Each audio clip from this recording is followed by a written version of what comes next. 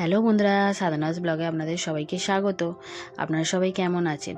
নিশ্চয়ই ভালো আছেন, আর আমিও ভালো আছি। আর ওই যে বলি, আমার এডিটিং করতে মানে একটু দেরি হয়ে যায়, সেইভাবে বসা হয় না এডিটিং করতে, আর অনেকটা সময় লাগে, তো সেই জন্যে। আর এই যে আমি লক্ষ্মী পুজোর ব্লগটা নিয়ে এসেছি, তো অনেকটাই দেরি হয়ে গেলে, প্রায় 1 মাসই হয়ে গেল। আর বাংলা সিরিয়ালে তো এই মনে হয় দুর্গা পুজোর বিসর্জন হলো, দুর্গা ঠাকুর, তারপরে এই লক্ষ্মী পুজো চালু হবে। তো যাই হোক, তো আমি সকালবেলা একটু পরিষ্কার করে রেখেছিলাম ঠাকুরগুলো, সন্ধেবেলা টাইম হবে না বলে। আর এই যে সন্ধেবেলা হয়ে যেতে খাওয়া দাওয়ার পরে, মানে দুপুর থেকে খাওয়া দাওয়ার পরে একটু শুয়ে পড়েছিলাম, আর সন্ধ্যের দিকে এই যে আমি সন্ধে দিয়ে আর ধুনোটা দিয়ে দিলাম। আর এদিকে সব কিছু পুজো সেরে ঠাকুরের প্রসাদ রেডি করে আর কাপড় পরে আমরা আবার ক্লাবে পুজো আছে, ওখানে যাব পুজো দিতে। তো এদিকে এই যে ধুনোটা দিয়ে দিলাম, আর এদিকে আমি ফলটারে কেটে নেবো, রেডি হয়ে পড়েছি।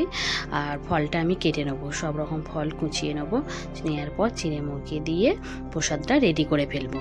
তো চলুন, যাই হোক, সব কিছু কেটে নিয়েছি। আপেল, শসা, বেদানা, একটু নারকেল কুড়ি, আর মেন হচ্ছে লক্ষ্মী পুজোর তালনাটি। এটা তো সবাই জানেন, লক্ষ্মী পুজোতে তালনাটিটা মানে দিতে হয়, তো সেই জন্য তালনাটিটাও কেটে নেওয়া হয়েছে। আর এগুলো সব কিছু আমি সাজিয়ে ফেলি।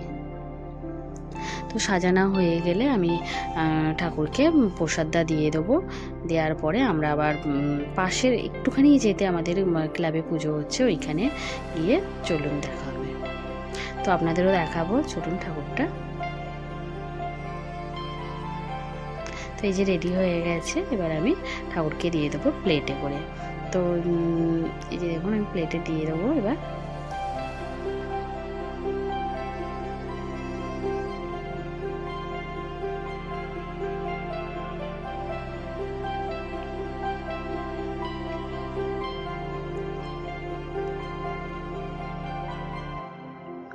যাই হোক, প্রসাদটা দিয়ে দিয়েছি, এবার আমি গোপালকেও দিয়ে দেবো, গোপালের জন্য আছে, গোপালকেও দিয়ে দেবো। তো এই যে আমার গোপাল সোনাকে ঘরে আছে, গোপাল সোনাকেও দিয়ে দিলাম। আর এদিকে আমি একটু ধূপ দিয়ে দিচ্ছি। তো মেয়ে ওদিকে রেডি হয়ে গেছে, আর আমিও এদিকে রেডি হয়ে গেছি, শাশুড়ি মাও রেডি হয়ে আছে। তো আমরা পুজোটা দিয়েই বেরিয়ে যাব।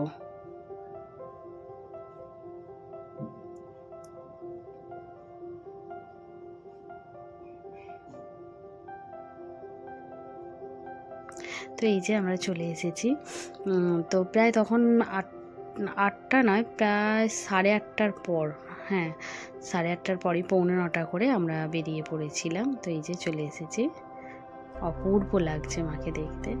তো চলুন, যাই হোক, আজকের ব্লগটা কেমন লাগলো জানাবেন, আর আপনারা সবাই ভালো থাকবেন।